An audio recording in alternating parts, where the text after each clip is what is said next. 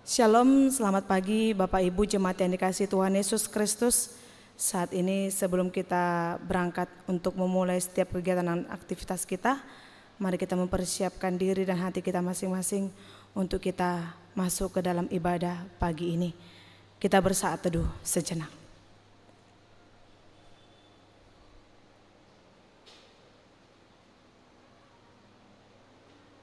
Amin. Kita angkat pujian bagi Tuhan, kita bernyanyi dari buku NDHKBP nomor 819 ayat 2 tambah dengan ayat 3.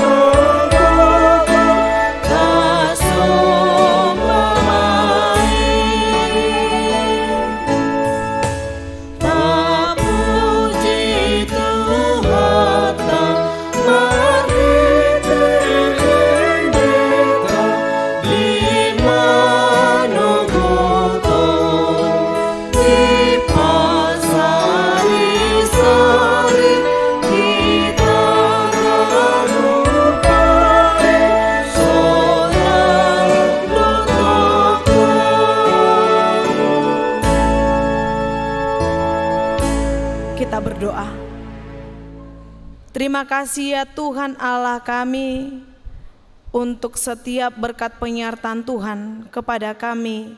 Hingga pada pagi ini kami menerima berkat kemurahan Tuhan lewat nafas kehidupan, waktu dan kesempatan ini.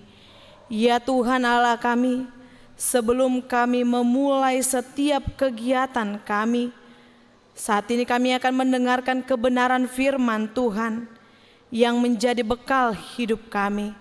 Tuntun dan ajari kami Tuhan untuk boleh berangkat memahami firman-Mu dan melakukannya di dalam kehidupan kami.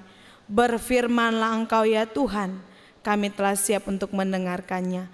Di dalam nama Tuhan Yesus kami berdoa dan mengucap syukur. Amin.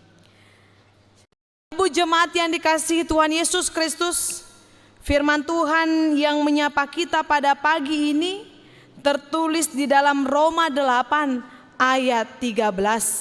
Roma 8 ayat 13, begini firman Tuhan.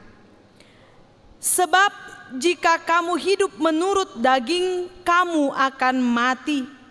Tetapi jika oleh roh kamu mematikan perbuatan-perbuatan tubuhmu, kamu akan hidup. Sebab jika kamu hidup menurut daging, kamu akan mati.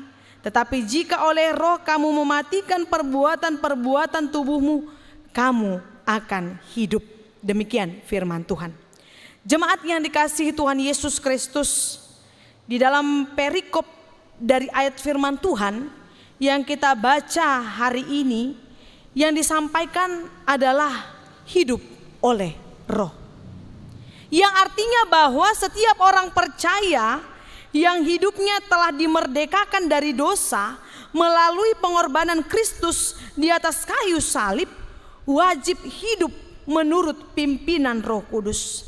Maka segala perbuatan dosa, segala perbuatan kedagingan harus benar-benar kita tinggalkan, harus benar-benar kita tanggalkan dari hidup kita. Sebab Paulus dalam surat 2 Korintus 5:17 menyampaikan bahwa siapa yang ada dalam Kristus, ia adalah ciptaan baru. Yang lama sudah berlalu, sesungguhnya yang baru sudah datang. Jemaat yang dikasihi Tuhan Yesus Kristus, mengapa kita harus membuang semua perbuatan daging? Alkitab dengan tegas menyatakan bahwa mereka yang hidup dalam daging tidak akan mungkin berkenan kepada Tuhan. Dalam Roma 8 ayat 7 dikatakan, sebab keinginan daging adalah perseteruan terhadap Allah. Maka sesungguhnya adalah sia-sia jika kita aktif beribadah setiap hari Minggu, kita aktif ikut persekutuan di mana-mana, bahkan terlibat dalam pelayanan di dalam gereja, tetapi kita masih hidup di dalam sikap atau nafsu kedagingan tersebut. Dalam suratnya Rasul Petrus menegaskan di dalam 1 Petrus 1 ayat 18 sampai dengan 19, sebab kamu tahu bahwa kamu telah ditebus dari cara hidupmu yang sia-sia, yang kamu warisi dari nenek moyangmu, itu bukan dengan barang yang fana, bukan pula dengan perak atau emas, melainkan dengan darah yang mahal, yaitu darah Kristus, yang sama seperti darah anak domba yang tak bernoda dan tak bercacat. Maka sesungguhnya Bapak Ibu jemaat yang dikasihi Tuhan Yesus Kristus, sesungguhnya kita harus pakai hidup ini sebagai orang-orang yang telah menerima penebusan itu, hidup sebagai manusia yang baru dan yang telah dimerdekakan, adalah dengan cara kita menunjukkan bahwa kita meninggalkan perbuatan-perbuatan lama kita yang penuh dengan hawa nafsu dan keinginan daging tersebut. Jemaat yang dikasihi Tuhan Yesus Kristus, saat ini yang menjadi pertanyaannya adalah, apa yang menjadi tanggung jawab kita sebagai orang-orang yang telah ditebus oleh Kristus? Yaitu adalah hidup sesuai dengan kuasa kehidupan yang Roh Kudus telah berikan dalam hidup kita. Kita sudah dimerdekakan dari dosa, maka hidup kita tidak boleh menyerah terhadap godaan dosa. Kita harus berusaha menjauhkan diri dari godaan iblis yang bisa membawa kita ke dalam jurang dosa. Mari Bapak Ibu, kita menjaga kesucian hidup kita. Karena kita memiliki akses langsung kepada Allah Bapa, maka kita harus memelihara persekutuan yang dekat dengannya. Bersekutulah dengan Allah lewat perenungan akan firman-Nya dan berdoa. Dengan demikian kita akan hidup oleh karena kita telah dikuasai oleh Roh Kudus, dan kita harus mematikan roh dunia ataupun nafsu kedagingan itu. Amin. Kita angkat pujian bagi Tuhan. Kita bernyanyi dari buku NDHKBP nomor 301 ayat 5 ditambah dengan ayat 6.